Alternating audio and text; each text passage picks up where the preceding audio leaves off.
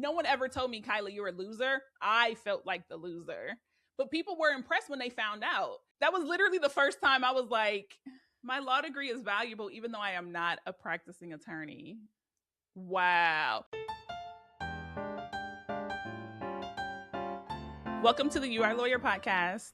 This is a special episode because I am actually being interviewed. So I don't get to be the host today. All right, take it away, Vernon.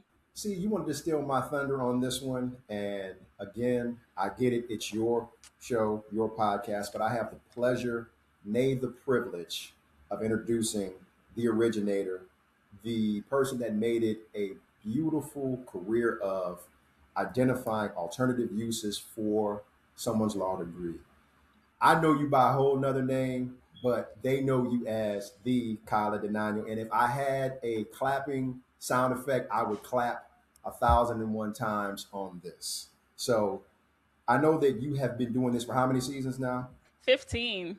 15 seasons. And every year you interview a Southern University Law Center graduate. Because I mean, wait, this is a special kind of situation. So 15, 15, 15. So tell everybody about that. Yeah. So I graduated from Southern University Law Center in 2015. This is the 15th season, and now I am being featured as the SULC alumni on my own podcast. So it's a really big deal. I wanted this to be 15 questions about the 15th season since I graduated in 2015, but it's whatever. If you have 15 questions, if you have 30, let's go. Well, I'm not going to be as scripted as you are. I do have some topics that I want to get to because I think everybody wants to get to know you. And so you don't get the opportunity this time to kind of just ask a question and let everybody fill in the blanks. You're going to be filling in the blanks. So for you, ma'am, as I'm interviewing you, I want you to tell us where it all started in Ohio. That's way too broad. Start with Ohio. When I was born? Yeah. Tell us about you, the Ohio State University, and what made you All want right. to become a lawyer. Oh, man. So what made me want to become a lawyer? I always wanted to be a judge. I used to wear my dad's robe and walk around the house and tell my brothers what to do. And it wasn't until I started volunteering with a lawyer, like an insurance defense lawyer who was a pastor at my church. And I volunteered with him and I realized I had to be a lawyer in order to become a judge. So I looked it up and I was like, okay, well then I guess I have to go to law school. And there's a couple of places, like random places in Montana where you don't have to go to law school to become a judge. You can just be elected. I think Wisconsin too. Yeah, you don't have to take the bar to be an attorney once you graduate. Yeah, they automatically put you in if you went to law school in Wisconsin. But I decided that I was going to go to law school. So I was terrified to go to law school because I love working. I love to earn money. I love to make money. I love the security of all of that. And so I was like, okay, let's get a job. And then if you're still thinking about law school, you can go. And so I got out of college. I went to Ohio State. I got out in 3 years because everyone was like, you can't do that. Ohio State is like a 5 and 6 year school. And I was like, you can't really tell me I can't do something. So I got out early, got a job. And then I was like, well, people will eventually pay me so much that I won't want to go to law school. And people kept increasing my salary and paying me more and giving me bonuses and perks. And I still kept thinking about law school. And I was like, all right, well, I got to go. I was 28 years old. I didn't think anything of it until I arrived in Louisiana and everybody was 24, 23. They came straight out of undergrad. And that was a big culture shock to me because I've been working for the last 5 years. I was like a full adult. But yeah. He said you're a full adult. You're a fully grown up bird. I got you. You've been paying your own bills. You had a career. But I'm glad you broke out of the comfort of day-to-day life to actually pursue your dream. And that is commendable. But now I'm going to pivot a little bit. What surprised you about law school? The first thing that comes to mind is Louisiana. Louisiana is not Ohio. It is very, very different. The people are very different. Ohio State does have an agriculture college, but it's not like Southern University, Agricultural and Mechanical University. It's very different. I remember I arrived on campus at midnight to start pre-law, and we were driving past the horses, and I'm just like, where the hell am I? It's pitch black. And I was like, holy shit, we are not in Kansas anymore. Like, that was literally the first thing I thought. I was like, what did I sign up for? Wait, you making it seem like this is just all rural country and there were no street lights. Okay, but to be fair, Columbus, Ohio to Baton Rouge is about 1,500 miles, right? And so we drove, it was a 2-day drive. We got into Baton Rouge. We're on Highway 10. We passed the huge Exxon plant. And I remember seeing it because I was like, what is that that's lit up? I just assumed that was downtown. I was like, oh, okay, Baton Rouge is jumping. No, that was the oil refinery plant. We had drove past Baton Rouge without a thought because it was pretty dim, right? Other than like City Hall is pretty dim. So we get to campus.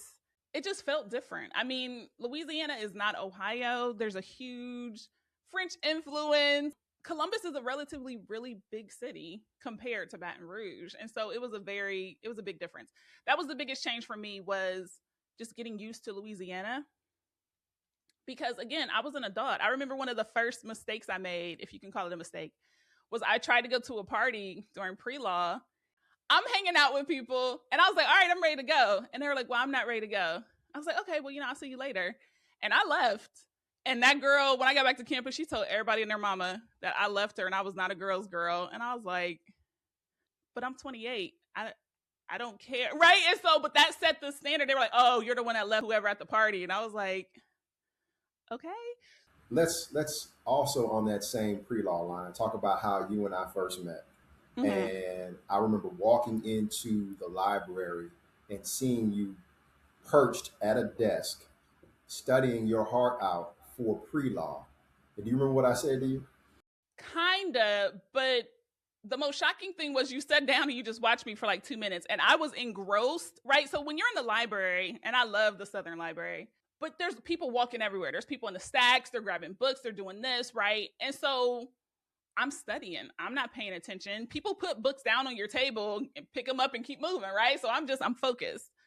Also, you got to remember, I got admitted to 3 law schools. I was admitted to 2, and then I was waitlisted at Case Western. And so Case had me come up to Cleveland, Ohio. I sat in the back of a constitutional law class. I'm taking notes. I'm there with my best friend, and she's like, you don't even go here. What are you doing? But I'm like, no, I've been waiting for this. I had a whole career that I left for this. I was like, okay, let's go. I'm excited. And so I ended up not getting into Case Western, but Cleveland is about an hour and a half north of Columbus. And there was a reason I needed to leave Ohio. So then I get to Louisiana and I don't care that it's pre-law. All I know is I am in law school. You cannot squander this, right? Like I slept on an air mattress for the first year. I refused to buy furniture because I was like, I heard anybody can get cut. Anyone can go at any time. I'm not going to be caught off guard. So I was taking it serious. And I mean, you laugh at it and it's laughable now because I have graduated.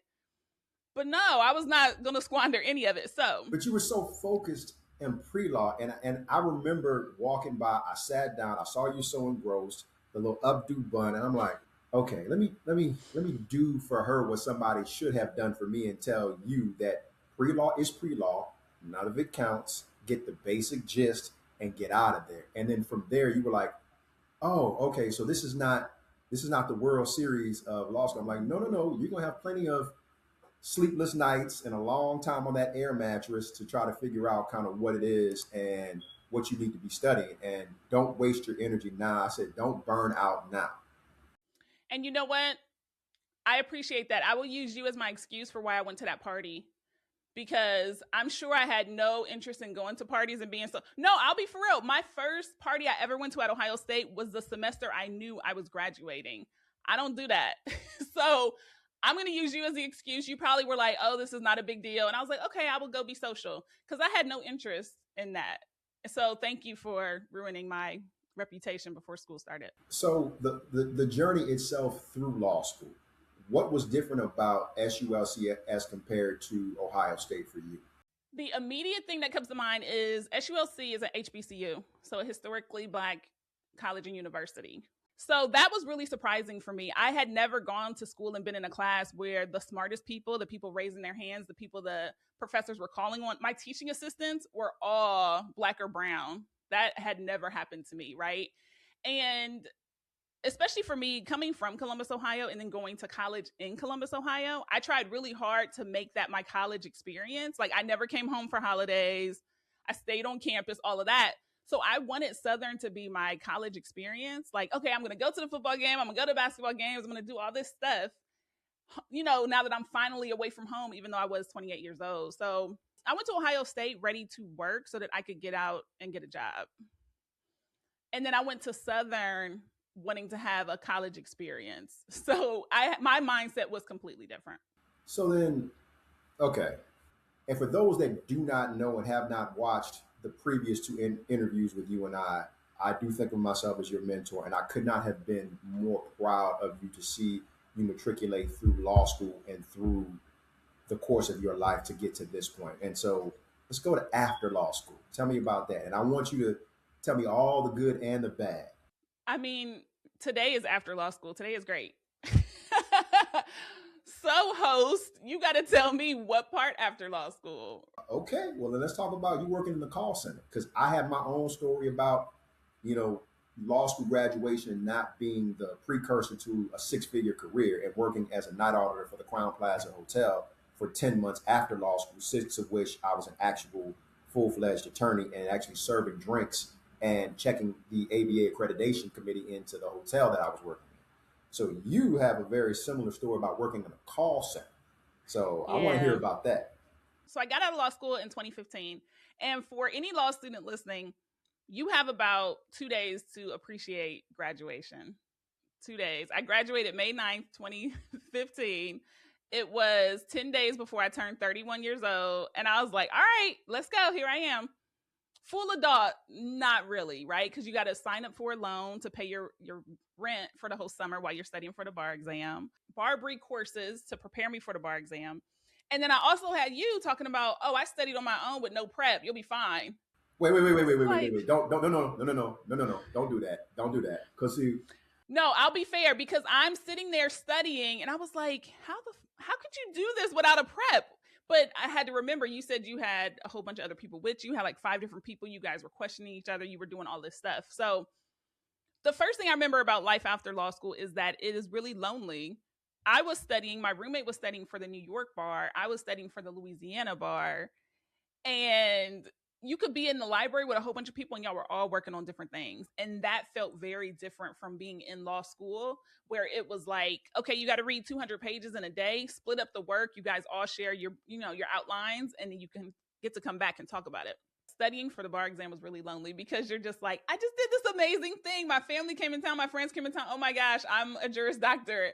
But it means nothing if you don't pass the bar exam. It means something, but if you're going to the next step, which is the ability to be licensed to practice law, then we all know that 6-week time in between when you graduate and when you take the bar is the most quintessential period. Just piggybacking off what you were saying, I remember 2 days later, I was in Southern Supplemental Bar Prep, and then I got in the Barbary outlines from the year before to be able to do the self-study because I couldn't afford how much was it back then? It was what? It wasn't cheap.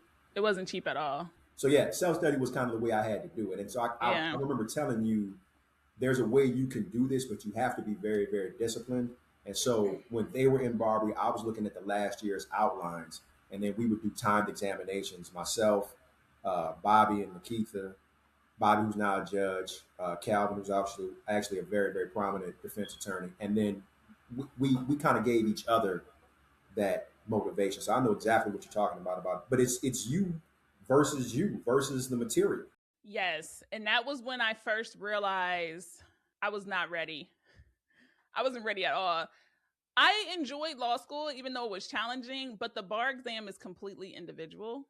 I remember somebody had asked me about something with constitutional law, and I was like, oh yeah, and I said some kind of a word salad, and they kind of was like, yeah, okay. And I was like, I got time to fix it, right? No, I had no time to fix it. So I get through bar prep. I remember one of my friends, she was like, I hated seeing you taking the bar because you were just sitting there. And she was like, I was sitting behind you. I was like, don't look at Kyla because she is like focused. You were getting it. And I was, and I did a really good job on the written part. But that was the first year they were trying multiple choice. And we were all messed up because Louisiana does not follow the MBE, which is the multiple state bar examination. They have their own exam, which is supposed to be completely written. You're prepared. You know which subjects you're going to see on the days. And then they decided to throw in these civil procedure multiple choice questions. And we were all like, do we write it in the book? Do we put it? What? Huh? And so, yeah, all that to say, I did not pass the Louisiana bar exam. So when I found out, I had already moved out of my apartment in Baton Rouge. I was back in Ohio and I needed a job, right? Because you take the bar exam in July, you don't get your results until October. And so I was working at a call center, like a healthcare call center, helping doctors like understand prescriptions that were faxed in, like reading doctors' handwriting and trying to decipher it. And I did that for a year until May 2016, where I got a job as a document specialist working in a law firm. Now, I went to law school in Louisiana, so there are lawyers here in Ohio, but there's 9 law schools in Ohio, which is why I kind of did not want to go to school here, right? The market felt saturated, but I didn't know any of the law firms here. And so I had to reach out to people in Louisiana, like, is this a good firm? What do you think about this firm? Can you give me a referral? And so I started working at this law firm in the basement. Didn't have my law degree on my resume, didn't tell anyone about it. I just wanted a job and I didn't want them to tell me I was overqualified. Man, that overqualification thing comes up a whole lot when the economy is down and you just got to get a job and just work. So I get it. But I do remember pulling up on you when I was stationed at Fort Campbell. I pulled up on you at the call center.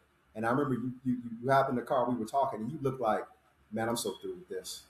Like, I was so through. Yeah. I had gained like 35 pounds because I was just working at the call center, didn't care about anything. I was like, I'm this incredible loser. I'm 31 years old. Okay, so think about this, right? I was working as an editor assistant at McGraw-Hill before I left for law school. So I'm earning good money. I'm reviewing high school textbooks. I'm enjoying my life, but I'm bored. And I was like, okay, well, now's the time to go to law school. Let's see if they'll make it worth my wait. And they're like, no, don't go. Here's a raise. Here's a raise. Here's a raise. I'm like, no, I'm going. I'm going to make the world better. To get beat up for 3 years, to then fail the bar exam, be back in cold Ohio, working at a call center. I remember I didn't even have like sweatpants and stuff. And so I asked my homegirl, I was like, you got any old stuff I can have? She's a lot bigger than me.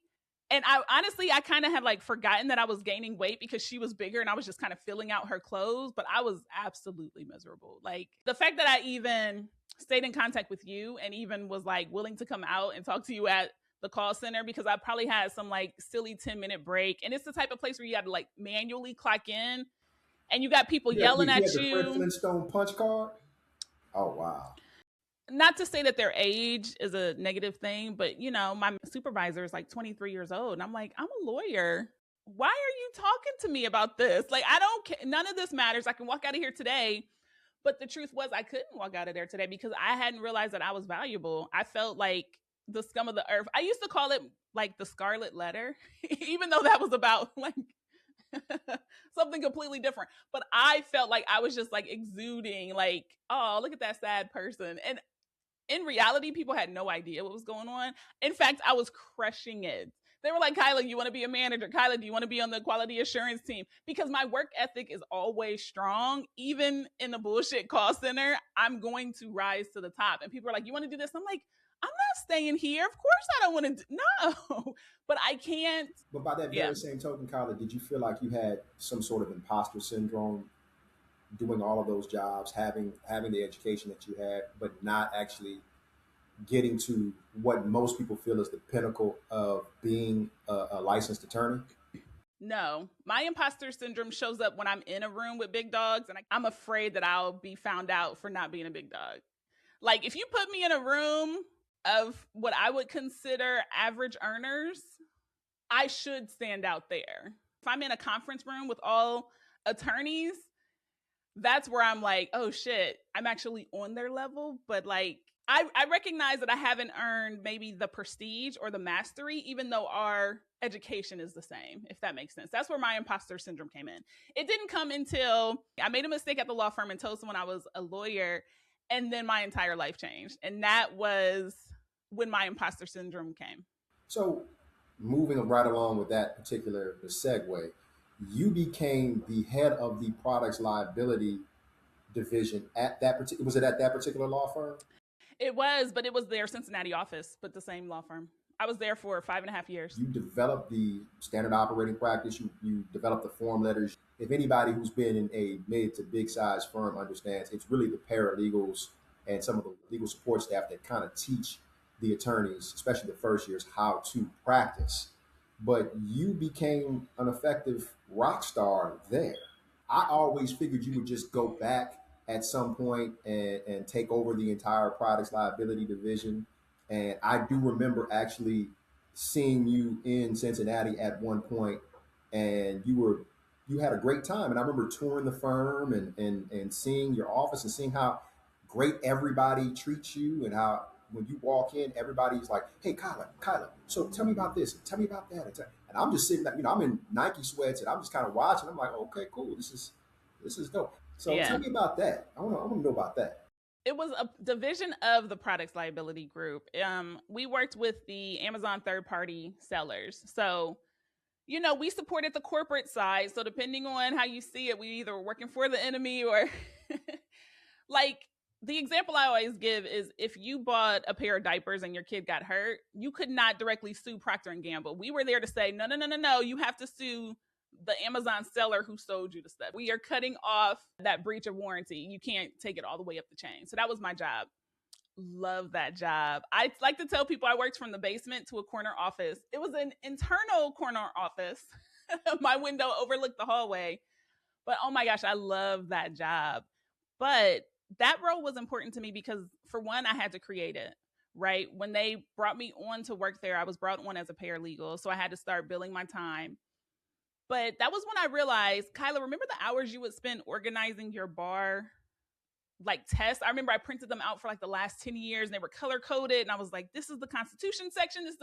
I spent more time organizing them and making sure they were coherent than studying them. So to be able to take that organization, that operations mastermind, and then use it at a law firm was amazing. I hadn't even realized what I was doing was being an operations manager. I just knew that I like things to be in order, because once they're in order, I can breathe, right? If I know that everything is right there, then I can okay, now I can deal with the stress of the day. So you like that actor on Limitless, when the first thing he did with the Limitless pill is actually organize his apartment, wash all the dishes, dust everything. Yep. So now an organized mind and an organized workspace creates a logistically sound plan for future action. I got you. Well, but it's a little bit deeper than that, because when I don't feel well, my space looks crazy. If you come into my office and it looks wild, I'm probably not having a productive week. Because how are you working when you got shit everywhere?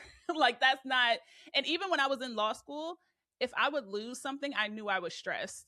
And I remember one time I was preparing for a final and I could not find my keys. And now I'm an adult. To lose something is infuriating to me. How do you just lose something that was in your possession?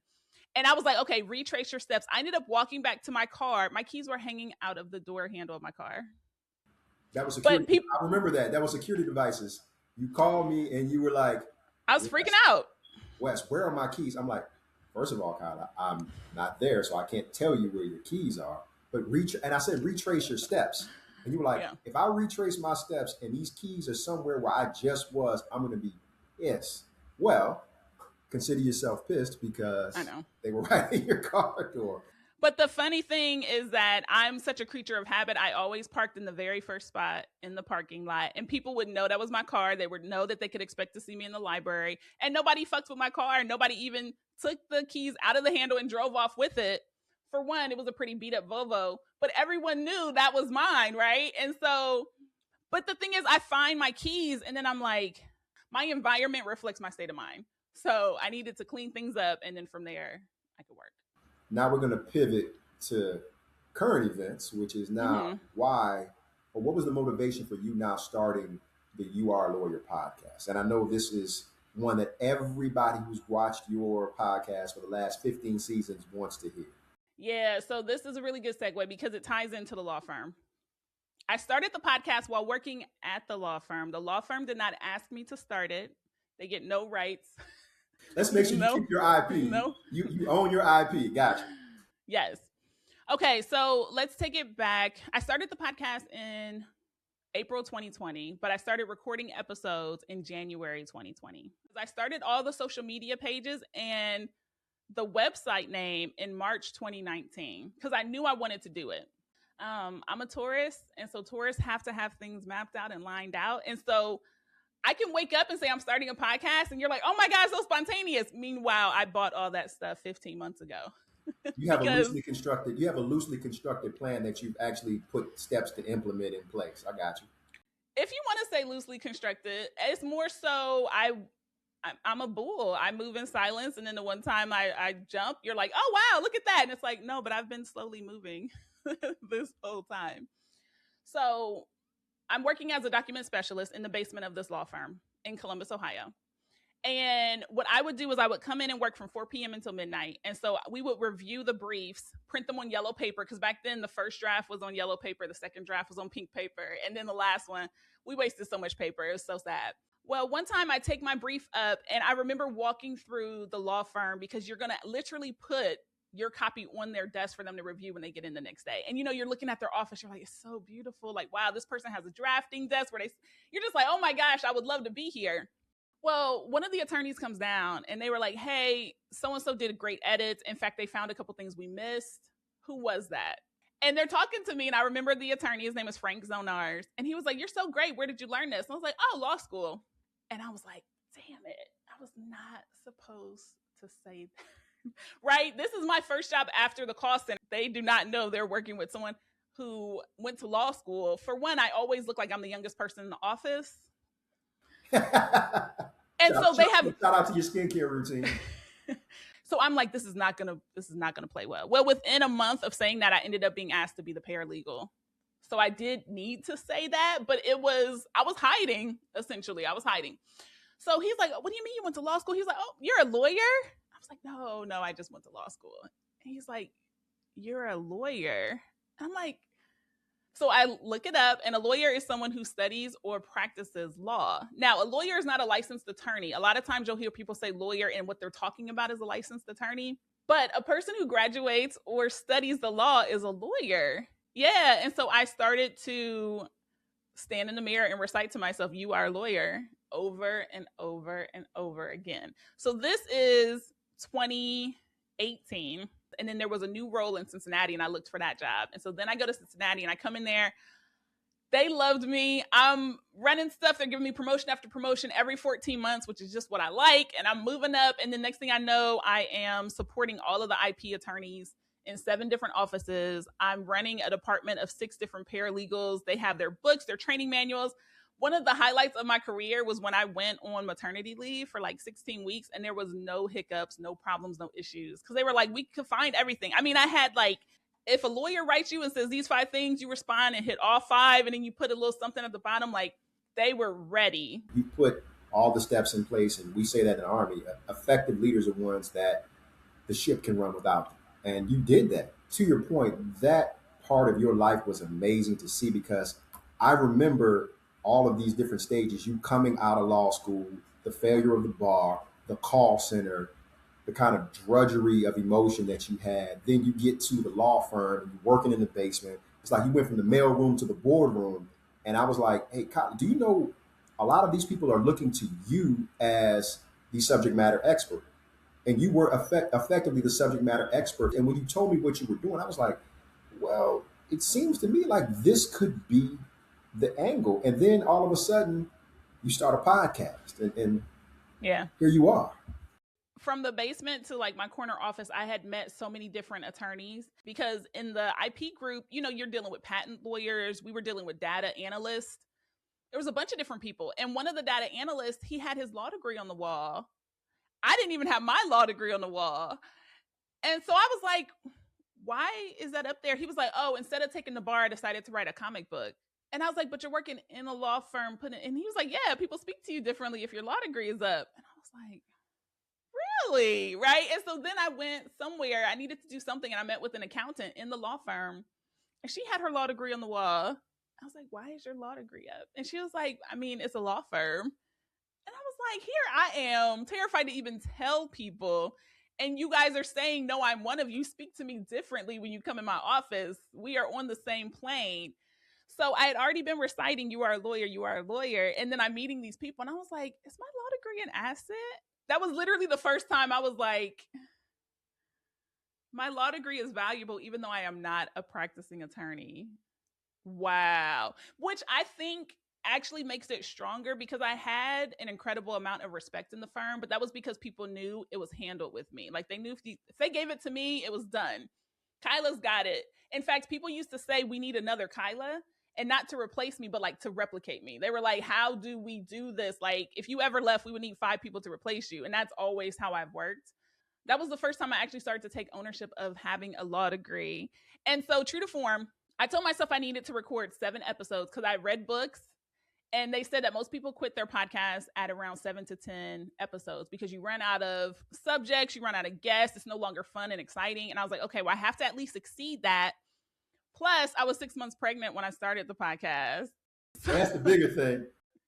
Not really, because I was like, I never had a baby, so I didn't know if it was going to be difficult or not. I mean, come on. I can handle a baby. Like, but you wait. And this is so you because you kind of like I'm not gonna say you're trivializing it, but you kind of just say, "Oh, it's no big deal." Like I never had a baby before, and I never started a podcast before, and so you create the things you wish existed in this moment. Okay? Most people would just be like, "I'm having a baby. Let me kick my feet up. Let me go ahead and soak." And you were like, "No, no, no." So tell me about being a content creator, though. So how do you fight the urge not to quit, or how did you fight the urge not to quit after the 7th episode, which is the typical quitting point, and how did you find more content for what is a very niche podcast? Yeah, quitting has never been an option. There was a time in 2024 where I thought about outsourcing the hosting and just having somebody else host it, but keep the name and keep the trademark. But it was a lot of work. I was tired. I was like, all right, because I had the baby. She's amazing. And she slept for like 17 hours a day. I was like, oh, I'm like crushing work. I had to tell myself, ma'am, you can relax. Because I was like, if she's asleep, what else can I be doing? Right. Quitting was never an option. For one, every episode was reinforcing you are a lawyer. Kyla, you are a lawyer. You are a lawyer. And so at first, the first 7 guests I remember were specifically people who weren't practicing in the way that I thought. Like it was an accountant who had opened an entire tax practice, but it wasn't tax law. It was just her doing the accounting and the numbers because she enjoyed it. Then it was like, now he's the leader of the Louisiana Education Trust. And I went to law school with him, Tremel Howard, and he decided to not take the bar exam. He specifically did not want to take the exam. So I wanted those kind of stories to be shared. Another guy was a guy in Maryland who had like a mobile law office. He would drive his truck around to like smaller, little communities and be like, I know you guys can't get to a lawyer or you wouldn't know where to find them. So here I'm going to park my little trailer and you guys come in and talk to me. And so I wanted it to be that specifically because I was like, all these people are lawyers, even though they're not in your office, in your big suit, you know what I mean? Like buttoned up attorneys that you see on TV or in movies. One of the things I actually liked about that too, though, was one of the guests you had was actually an editor or a printer at Thomas and Rutgers Law School. Yeah. And it was like, well, how did you find that person? So how did you find some of the people that you interviewed? Listen, I was working my ass off. Because I've interviewed about 240 lawyers. I have met in person 7 of them. So 233 people I have literally pitched from LinkedIn, from their website, or someone referred. Like one time I had a guest, he filled out the questionnaire and he was like, hey, I want to be on the show, but first let me recommend these 7 people. And so then I'm like, hey, so-and-so just said. It literally has been word of mouth. Those first probably 4 seasons was just every single day on LinkedIn, trying not to get flagged as spam. Hey, you're a lawyer. I have a podcast. You want to talk to me? Hey, I have this great podcast. Do you want public, do you want to be shared? Because you got to remember, the world shut down for the pandemic March 2020. I am paying like $60 a month for Zoom in January 2020. Nobody was using it. There wasn't a need for it. And it was also super expensive because the demand wasn't there yet. And so I'm trying to figure this thing out while recording. And I did not realize how much work it was until I sit back, because now that's the work that I do for other people, right? I launch their podcast and I find their guests. I just knew it had to work. And so I had to find people. But so we know you are the magic. But you are the magic and the special blend of all of this in all of the places that you've been. I want to know how it is setting it up for other people, because I have to imagine that everybody doesn't follow the same kind of work ethic track that you follow. True, but so you're talking about my business, skip the boring stuff, or accomplished creator. With Accomplished Creator, I launched founder-led podcasts. So you have to be a business owner or a high-level executive where we're going to talk about the business that you built. I offer done-for-you services, so you have to follow my plan. What's the collaboration? I have done it. I've done it with a very high-level career. If you were going to do it, you'd be watching YouTube videos and you would do it. If you are here paying me, you need to follow these steps. Because the first couple things we have to work on is your mindset. Like, all of my programs include coaching where we sit down, because I've had people pay me $4,000 a month and then refuse to record. Oh, I hate my voice. And I was like, okay, I'm going to call you every single day until you record this episode. And I was like, okay, so wait, money does not matter, right? When you're working with people at this kind of level, the money doesn't matter. They are terrified to be seen as a beginner because you're now masters in your field. They're embarrassed. They don't want to be seen as a beginner. And you will literally give me money and refuse to record. And so we have a whole mindset piece that we have to work on being a beginner, getting yourself out there, being visible. And so even though you want to create, it's one thing to create and it's one thing to be popular. And so I'm trying to let people know, like, you can make that thing, but is that what you want, or do you want people to actually consume it? Do you think I'm risk averse? I do. In fact, I recently renamed the podcast to be You Are Lawyer, Taking Risk and Change Careers in Law. People are definitely risk averse. And then a lot of people are just lazy. And it's not a negative thing to be lazy. If you have built a career to the point where you can rest on your laurels, absolutely, sure. But you also would not come to me to launch a podcast if you were satisfied, right? Something is like, oh, my business is running, everything is happening, everything is fine. What else can I do? And that's why you come here. The other business I have, Skip the Boring Stuff, is where I manage people's podcasts. And so I'll come to someone and be like, hey, you had 20 great episodes and then nothing for the last 2 years.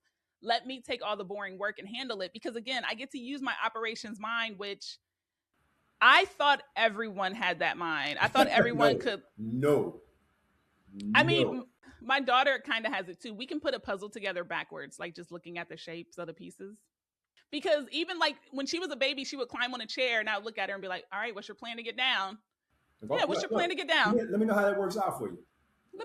And so she's looking, but you can see the wheels turning and she's like, okay, I could scooch back down, or I could just fall, or I could jump, right? And because I'm trying to teach her to not be risk adverse, just come up with a plan. And that was the entire purpose of the podcast. Like, lawyers should take bigger risks because you know how to mitigate them. And even if you don't know, I have at least 20 lawyers in my phone right now that I could call if I needed something.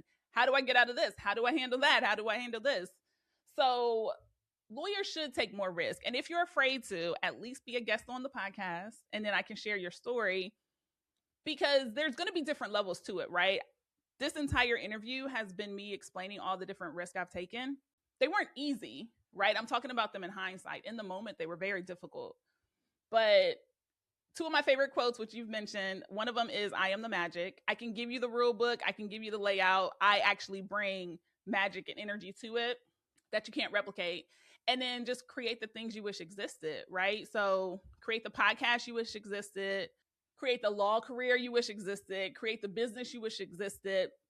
Because you might create it and find out that other people don't want it, and that's okay. You can always pivot. But most people are just so terrified to even start. And it's like, you got 24 whole hours in a day. People are doing way harder things. But for somebody that is risk averse, one, I don't think getting into the practice of law, that this is the place for it. Because the bottom line is either your career will deal with somebody's freedom or their finances. And the funny part about it is people are way more upset about their finances sometimes than they are their freedom. But either one is a risk, and representing people is a risk. Doing what you're doing is a risk. As a matter of fact, if I remember correctly, you were also at Abercrombie Fitch in the midst of the height of You Are a Lawyer. And so tell me how that kind of worked together. So I'm not going to say at the height of You Are a Lawyer, because I'm at the height now. I'm sorry, bad word. Look, first time hosting, excuse me. I was bored. So I had her June 2020, pandemic. There was no option for daycare. August 2022, we moved back to Columbus to be closer to family. My dad had passed, and I was like, okay, I miss my family. I want to be closer to them.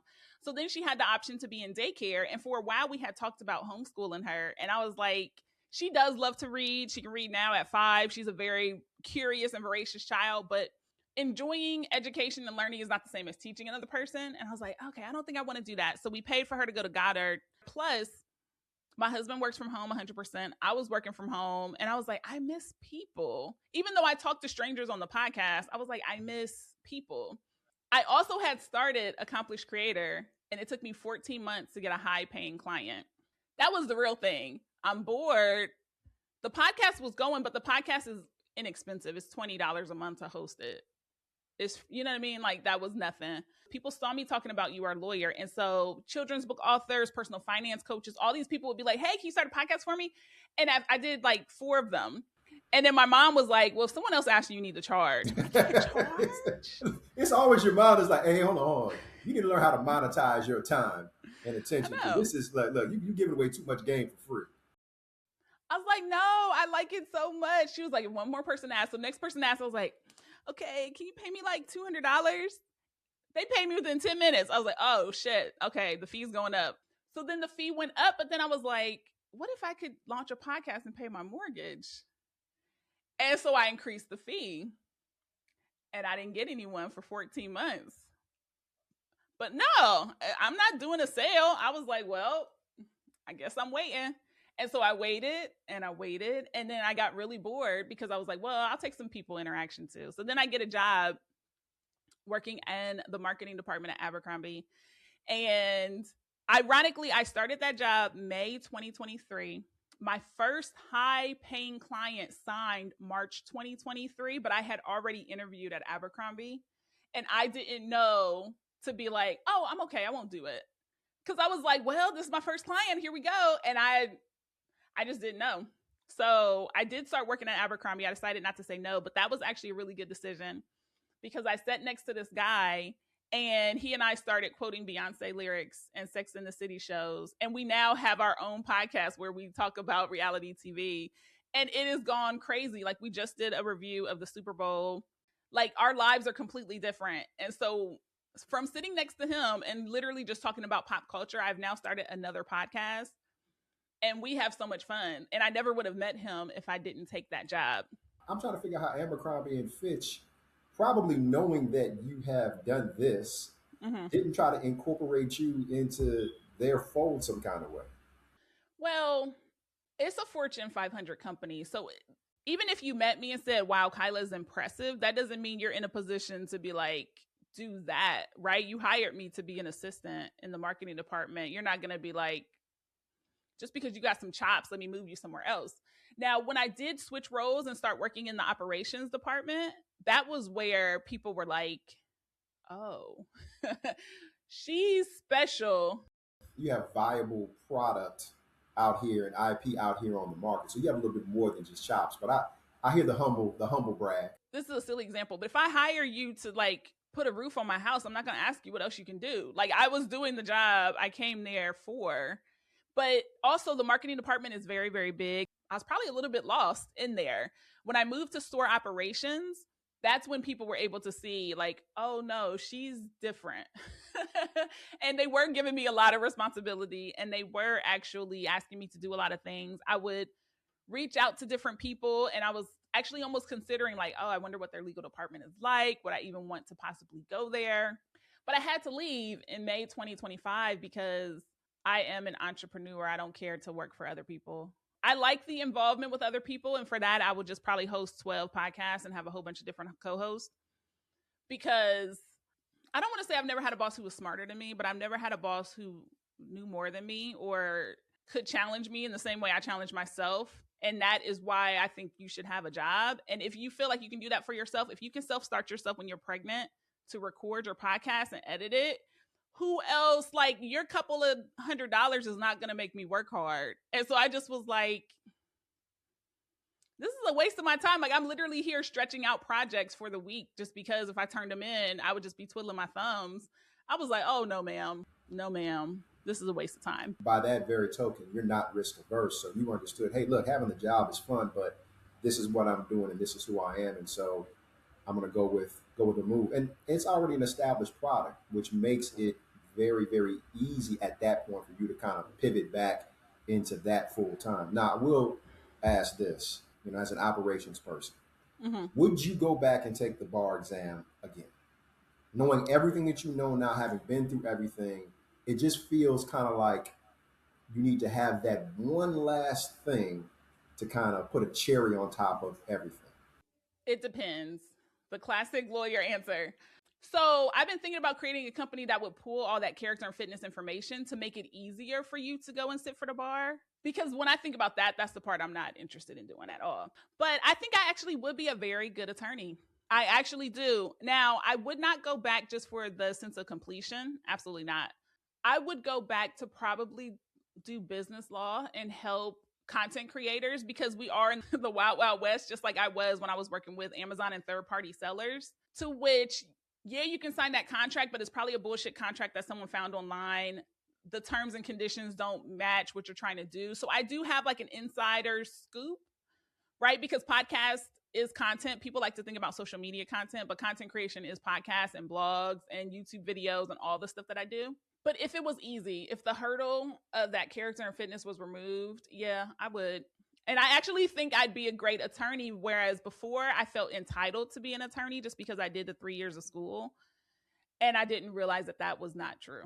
How has streaming affected kind of where you place your content and how your content is monetized? Because I know that's a big thing for a lot of people in the wild, wild west of IP and content creation. I mean, it hasn't changed it because every day you are selling yourself to something or someone, right? Marketing is selling, podcasting is selling, dating is selling, interviewing someone is selling, like a job, a resume is selling. You are always selling yourself. And so even if I had 500 people listen to my podcast yesterday, I have to sell them on the next episode. Like you are always doing that. But I'm always selling myself to myself, right? I get up in the morning and I'm like, if you hit everything on your to-do list, great. If you didn't, you still got to forget it and move on. So monetizing has not hurt. The funny thing to me is that, and I've said this to you before and you kind of laugh, but like money is easy. People's attention is the currency of the future. Like I can't tell you that my product is worth it. I can only put it out and you can either give it to me or you can't.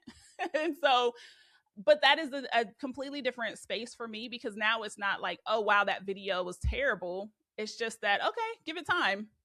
And that is a place where I have never been before, right? It probably took me the 10 years being out of law school from where I was hiding and was like, I have this incredibly expensive degree that I don't know what to do with. Yeah, it was a lot of maturity that happened since law school, but the monetization of it all, you have to get creative with that because I had to get creative about how my law degree would be valuable, and I've turned it into all these different things. So Now, I want to talk about the quality of the product as you have matriculated through the years. I know the first interviews were all audio. mm-hmm. Then you gradually move. What season did you move to video and Zoom? No, I think it was 6. I always use Zoom, but I never even recorded my camera. Like I never even turned it on. Sometimes the guests would have theirs on because they felt more comfortable just looking at my stagnant picture. But I mean, that was when we were in the apartment in Kentucky. And so my daughter was, because I would only record at like 10 p.m. as well, because I needed to record while she was asleep. And there were so many people I'd be pitching, come talk to me. Great. You got time at 9:30? No. Why do I want to talk to you at 9:30? But now, ironically, I have the same hurdle. Because I'm like, you got time at 9:30 in the morning? And they're like, no, bitch, I got a job. And I'm like, oh, well, this is my job. So sorry. But yeah, I only record the audio and figure out how to edit audio. I would go to like audio courses on my own. I would take trainings online, all this stuff to try to get better. Because while the message was so good in those first seasons, I can't listen to them because the editing was just, it was so amateur because I was really amateur. But yeah, it was around season 6. I had this criminal immigration attorney on, and she Episode was like, 3, right? That was season 6, episode 3. yeah, because she was the first one that told me about crimmigration law, and I was like, what the heck is that? And she was in Maryland, and she was talking about how you can get picked up for a small misdemeanor, but then if you were an immigrant, they could like raise the stakes. And she was like, can we please record the video? And I was like, are you kidding me? I looked crazy. It was 10 p.m. We were right there because I used to record in the closet. I'm in the basement right now, but I used to record in the closet because you the sound kind of like a so mixtape artist. She's like, yeah, I was selling tapes out of the back of my trunk. Look, The audio wasn't clear, it hustling. was grainy, but the bars were amazing. I didn't even have a YouTube channel, and it immediately shot to like 100 views. And I was like, audio is really good for building intimacy with an audience. Like, if I put up an ad and I say, hey, buy this You Are a Lawyer shirt, it's like a 20% conversion rate because they trust you, they trust what you're saying. But a video is for being discovered. And that was where the attention of the show went crazy. Like, to this day, I can put out an episode and I would get like 7 times more views than I get of the downloads. But I still think it's important to have both, because some people want to listen while they're doing laundry, and then other people want to sit and have it playing while they're doing something, and watch the video. But yeah, it took about, I think season 6 was probably in the second year of the podcast. And so now for the last 4 years, I've always had video. That actually gave me so much confidence that I started my own personal YouTube channel. And the first 3 videos were me talking about how I failed the bar exam and what to do when you fail. And then I was like, this is boring. It was kind of like the same thing I did with the podcast. I was like, I don't want to keep talking about this. What else do I do? And so I started doing book reviews.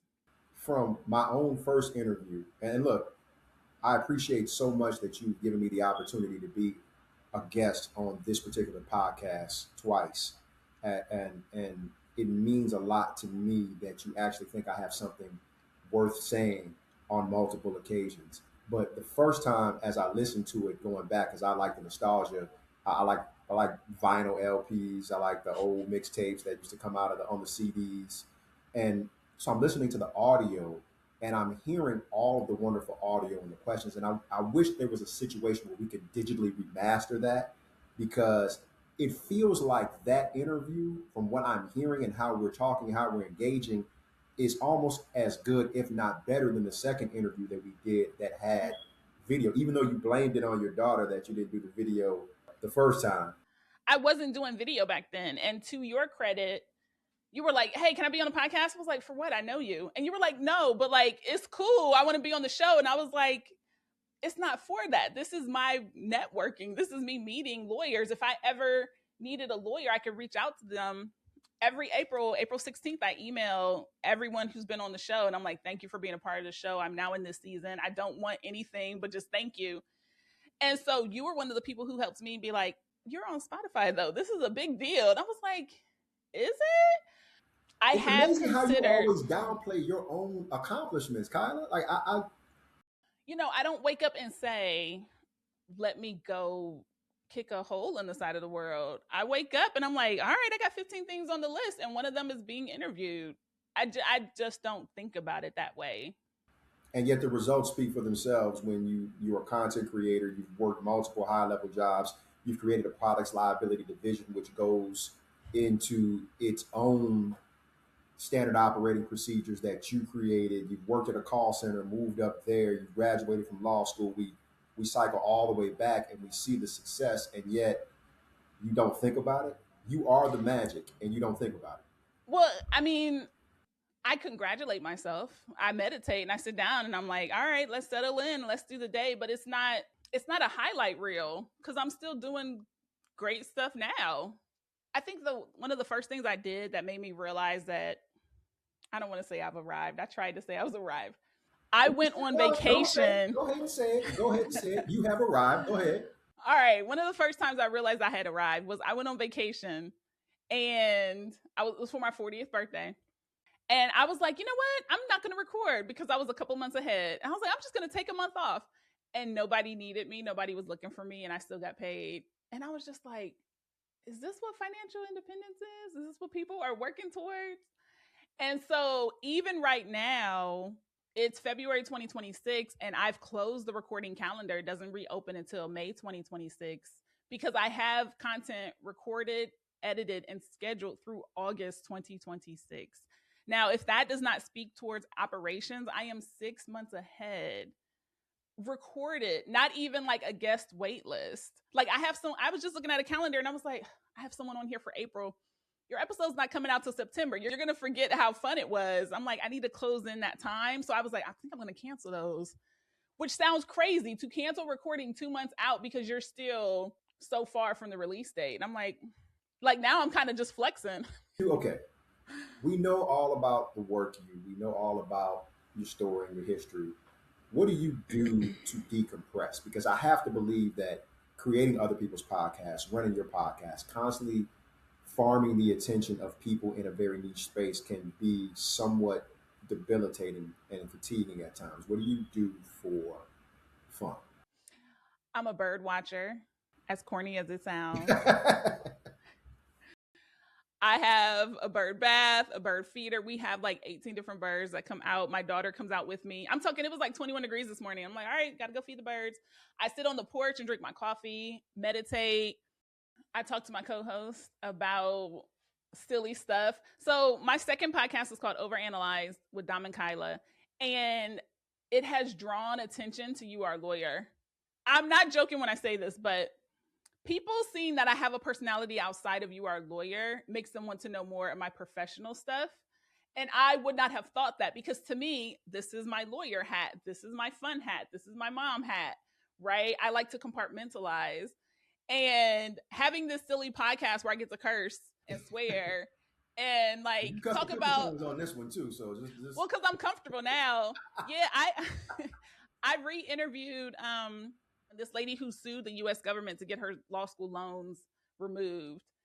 And she has been on the podcast before, but back when she was on, she was like a travel blogger. So I was like, come back on the show, let's talk. And she's like, can I curse? I was like, oh yeah, we have fun now. I was like, yeah, go for it. you drop all the F bombs you want to. It's fine. We good. I can It's edit it fine. in, edit it out. People want to see the authentic you. They do, but the truth is, like, if it's the Wild West now, it was even wilder 6 years ago. And I was like, I'm still working somewhere. I need this to be buttoned up and look a certain way. I need it to be very like clean. I even used to dress up for the recordings, and now I'm like, that's not important. It doesn't diminish your brain. But there was just a lot of growth that came in 6 years. So what do I do to relax? Honestly, I enjoy the flexibility to do whatever I want to do. And my law degree taught me that I could do that in a really weird way. Like, I have a lot of stuff that I do today, but I don't really think of it as work because it's just on my checklist. Every day at 3 o'clock, I put up a short form video on YouTube. Every Thursday is a podcast episode. Every Monday and Friday is an episode with my co-host. Every single day, I'm posting on TikTok like 7 times a day. But these things are not, oh, let's go scroll TikTok for 30 minutes. It's choose one of your drafts, because of course I have like 45 drafts, schedule it, and then you get off the app and go in and do something else. So now it's like, it's routine. I've seen the YouTube short version, I guess, of TikTok because I don't have TikTok. Yeah, Mm-hmm. I'm old, but and I've seen it, and it's you working, doing different things with different motivational quotes under it, and I'm like, you know, it really feels good to see somebody that you've been close with be up in such a major medium in such a major way. I really don't think you give yourself enough credit. And so I'm going to go ahead and give you your flowers now while you're alive, well, and tell you that you've been an inspiration for a lot of people, because people often think that just because you don't pass the bar, that your law degree is now useless. Mm-hmm. And I think you provided a wonderful space for people to come and hear of people, both practicing attorneys and non practicing attorneys, utilize their law degree, even in the practice of law, outside of practice of law, content creation spaces, editing spaces, and it's all viable. And it always ties back to the fact that that piece of paper, and for you and I, both Southern University Law Center graduates, and I'm glad that you are interviewing yourself, right, for this one, for this season. And it makes me very, very happy to see you grow this way. Because, I mean, you've come a long way from that young lady at the library table cramming for pre law to now a content creator on Spotify. So, would you do law school all over again? Hmm. Yeah, absolutely. I had a really good time in law school. Why? I mean, okay, my first year, I'm learning what is Louisiana, who are these people. And then my second year, I'm parliamentarian, which is, I ran calling myself the enforcer. I just found my poster from that where I was like, I'm coming in, I'm going to enforce the Student Bar Association Constitution as a parliamentarian. And then my 3L year, I was editor in chief of the Public Defender newspaper. So I've always been around media and risk taking and organization. And I never really saw it that way until it kind of all came together on the podcast. It's funny how listening to people's stories, I typically give them an overview. I'm always like, so you did this, this, and this. It makes sense. And they're like, oh, yeah. And that's kind of what you're doing for me, because you can appreciate yourself, you can validate yourself, but to hear it from another person, it hits differently, because I am me.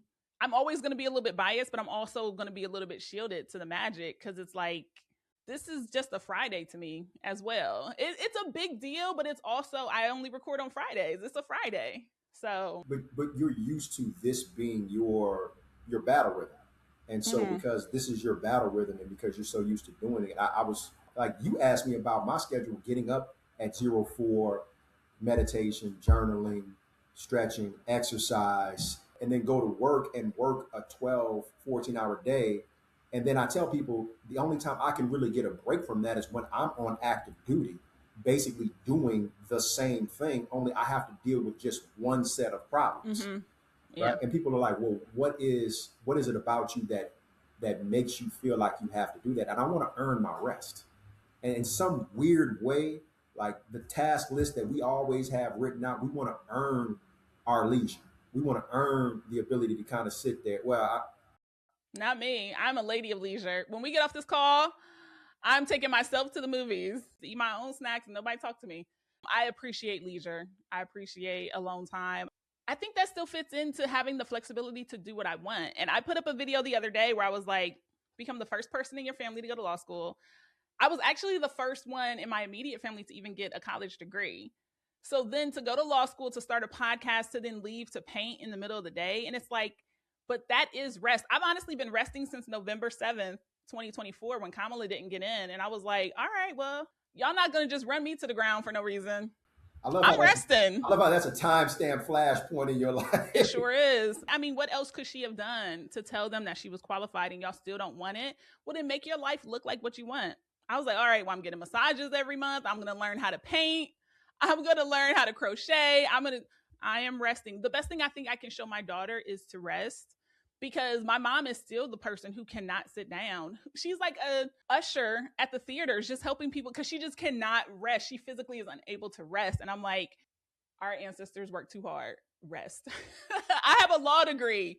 Rest. If that means I need to increase my rates and I actually have the flexibility to wait until you meet them to be able to rest, yes. Like, I think she said the other day, my daughter, and she was just like, oh, you just talk all day. Yeah, I sure do. Because I went to Toastmasters to learn how to get paid more for speeches, or I'm on my podcast where I talk to people, or I'm doing a book review. Yes, and I hope she grows up like, my mom just reads books all day. Absolutely. And the mortgage is paid. Great. And look, that's the biggest one. And so, like, as we evolve as people, as professionals, and as parents, I recognize that our ability to take that leisure actually has an effect on how we raise our kids too, because they get an opportunity to really see us. They see us in motion. They see that their needs are met, but then getting an opportunity to get to know them, because you and I both have I have a quasi type A personality. You definitely have a type A personality. Do I? Oh, I thought it was a B because I was creative. Creative within an operational space. Because the operational mindset, when you have a task-oriented mind, that's kind of a type A, but then you also have the creative side. So you're a good blend of left and right brain. But as I think about kind of how I came up and kind of how the routines that I established are, and then I see my son and my daughter have very, very different routines and very different ways of doing it. I'm like, you know what? I thought about it the other day. I said, why am I trying to impose my own structural mechanisms on them if it's actually working for them and what they're trying to do? This worked for me. This is working for y'all. Let me take a step back and stop trying to put my own intensity on the scenario and just let them be who they are. And I love the fact that your daughter is growing up in an environment where she's seeing her father and her mother, both entrepreneurs, both individuals that can work from home and have that leisure time, be present, be financially stable, and be present at the same time where they can do that. Well, look, you know what? At 1,300, let's just go to the park. Let's go feed the birds at 3. Let's go take you to a book signing for the children's author that you love so much. You taught me a lot about making sure that the time that I spend with the people that I care about, I'm as present as I possibly can be. And I see that you are present all the time. And you're present with your clients, you're present with your family, you're present with people who are prospective clients and people that are already paying you for the services that I'm like, well, they're just going to throw this money down the drain and you're going to not record. And the first time you told me that, I was like, I don't know if I would have the gumption to waste money like that. But again, people at different financial levels and different statuses, different ways they look at it, are sometimes a little bit more or less risk averse. And this is my swan song to you. I cannot thank you enough for listening to what I said in the very beginning, right? About law school, right? No, I still definitely took it seriously. No, you did. But you didn't let pre-law burn you out. You took it seriously. You actually, when I told you different things to do, different ways to study for this class, and I gave you materials, you actually took it to heart.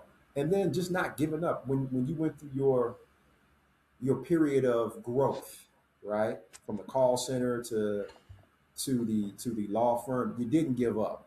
And you truly cause things to be the way that they are existing now, and you are the magic. Yeah. So, yeah. from me to you, thank you for letting me interview you.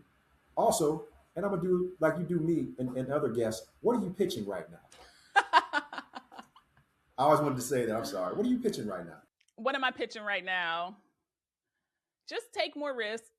Just take more risk because, like, I am that woo-woo person. I'm sitting here and I'm like, I get to sit in this chair in my comfortable basement on a Friday at 1:00. My eyes get to see. I get to drink fresh water from my glass, right? I'm like, I've been on this call for 90 minutes, so now I get to go look at social media when I get off of here. Like, I am really grateful for all of those things, but I get to do that because I took one risk. And you take a risk and you try it, and then you change if you don't like it. Yeah, just take bigger risks because we already have so much privilege. If you have a law degree, you have so much privilege. There are so many people who are impressed by your degree, even if you're not. And that was what I learned. I was not impressed because I did not make it to be an attorney. No one ever told me, Kyla, you're a loser. I felt like the loser. But people were impressed when they found out. And I would rather have you be impressed with my work ethic, with my deliverables, than a piece of paper that blood, sweat, and tears, earned. But that doesn't mean that it's not valuable because other people are going to see the value in it, right? And so I'll challenge anybody. You tell me a soda is $5. I'm like, how about $4.25? Like, just because I can. Like, at worst, you won't sell it to me, and then I still got all my money. Like, I think that way. I've taught myself to think that way. And at best, you've created content where you're arguing and back and forth with a person about bartering a $5 soda for $4.25. Oh, because I will. You absolutely know I will. Yeah. So well, thank you for giving me the opportunity to be your interviewer.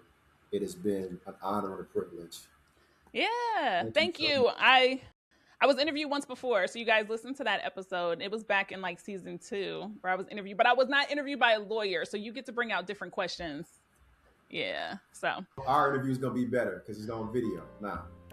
I won't say better, but yeah, it'll be different. All right, I got to go. I got to head to movies. All right.